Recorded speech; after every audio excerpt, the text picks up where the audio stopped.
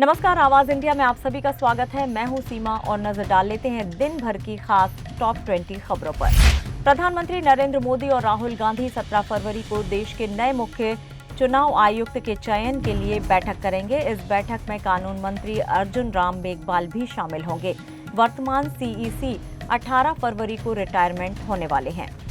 महाराष्ट्र के मुख्यमंत्री देवेंद्र फडणवीस ने अमेरिका के तहब्बुर राणा को भारत भेजने के फैसले का स्वागत किया है। फडणवीस ने कहा है कि राणा के खिलाफ कड़ी कानूनी कार्रवाई की जाएगी और उन्हें मुंबई में रखा जाएगा, जहां अजमल कसाब को भी रखा गया था।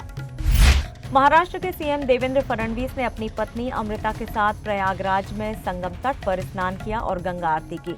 इस अवसर पर उन्होंने कहा कि महाकुंभ में इतनी बड़ी संख्या में लोगों के आने और स्नान करने की व्यवस्था दुनिया के लिए एक अद्भुत अनुभव है। उन्होंने उत्तर प्रदेश के सीएम योगी आदित्यनाथ को इस सुंदर व्यवस्था के लिए बधाई भी दी। संभल में पुलिस ने शाही जामा मस्जिद के सर्वे के दौरान हुई हिंसा के मामले में 74 संदिग्धों के पोस्टर शहर में लगाए हैं।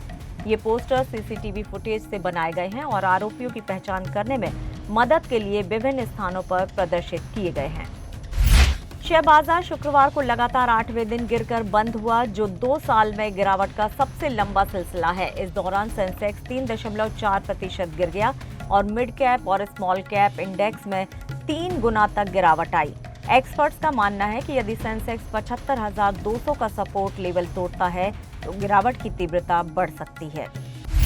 केंद्रीय मंत्री नितिन गडकरी ने कहा है कि उत्तर प्रदेश निवेशकों के लिए पहली पसंद बनता जा रहा है और ये देश की अर्थव्यवस्था को गति देने वाली अग्रणी राज्यों में शामिल हो गया है। उन्होंने ये बात लखनऊ में आयोजित 1028 करोड़ रुपए के विभिन्न विकास कार्यों के लोकार्पण कार्यक्रम को संबोधित करते हुए कही। महाराष्ट्र प्रदेश कांग्रेस के नवनियुक्त अध्यक्ष हर्षवर्धन सपकाल मंगलवार को अपनी नई जिम्मेदारी संभालेंगे। इस अवसर पर महाराष्ट्र कांग्रेस के वर्तमान प्रदेशाध्यक्ष नाना पटोले और अन्य वरिष्ठ नेता मौजूद रहेंगे। महाराष्ट्र विधानसभा चुनाव में महाविकास अघाड़ी को पर्याप्त सीटें नहीं मिलने के बावजूद उद्धव की शिवसेना ने विधानमंडल के आगामी सत्र में विधानसभा में विपक्ष के नेता पद पर दावा करने का फैसला किया है। शिवसेना के एक वरिष्ठ नेता ने कहा है कि चुनाव में उनकी पार्टी ने 20 सीटें जीती थी और अब वे विपक्ष के नेता पद पर दावा करने की तैयारी में हैं। दीवा में अवैध इमारतों पर बड़ी कार्रवाई होने वाली है, जहां वाई सेक्शन से सिल क्षेत्र तक स्थित लगभग 54 इमारतों को तोड़ने की योजना बनाई गई है। इनमें से 2 इमारतों को कोर्ट से स्टे मिला है, लेकिन शेष 52 इमारतों पर तोड़क कार्रवाई की जाएगी। इससे लगभग 1200 निवासियों को बेघर होने का खतरा है। दिल्ली में भाजपा सरकार का शपथ समारोह 19 या 20 तारीख को हो सकता है, क्योंकि पीएम अब यूएस से लौट आए हैं और अब नियुक्ति का कार्रवाई तेज हो जाएगी। भाजपा विधायक मनिंदर सिंह सिरसा ने कहा है कि 20 फरवरी तक नई सरकार काम शुरू कर देगी।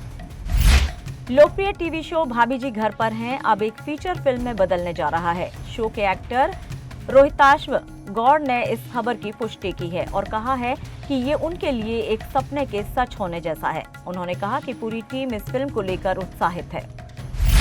सलमान खान वैलेंटाइन डे पर अपने परिवार की तस्वीर सोशल मीडिया पर साझा की और सभी को फैमिली टाइम्स डे की शुभकामनाएं दी। उन्होंने अपने परिवार के साथ अपने प्यार और सम्मान को दर्शाया।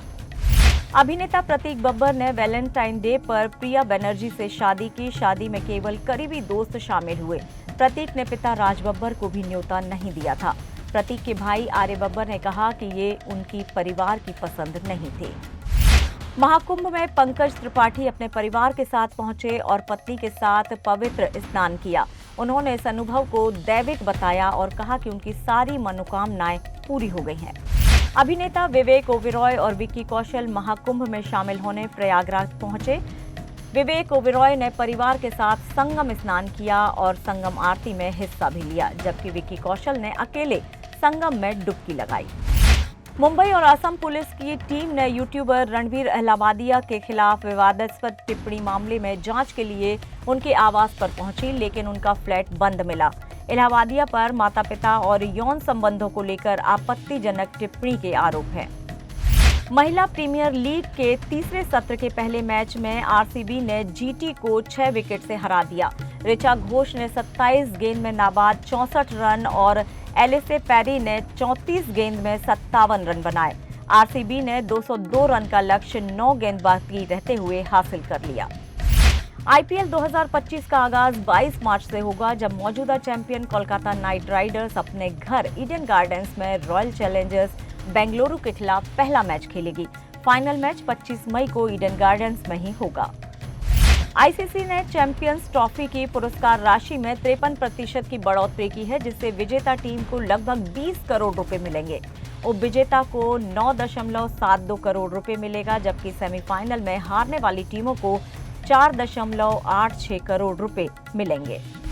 श्रीलंका ने ऑस्ट्रेलिया को दूसरे वनडे में 174 रनों से हराकर सीरीज 2-0 से जीत ली। श्रीलंका ने पहले बल्लेबाजी करते हुए 281 रन का स्कोर बनाया, जबकि ऑस्ट्रेलिया 107 रन पर ऑल आउट हो गई। श्रीलंका की वनडे इतिहास में ऑस्ट्रेलिया पर सबसे बड़ी जीत है ये। फिलहाल टॉप 20 खबरों में आवाज इंडिया में इतना ही। नमस्कार।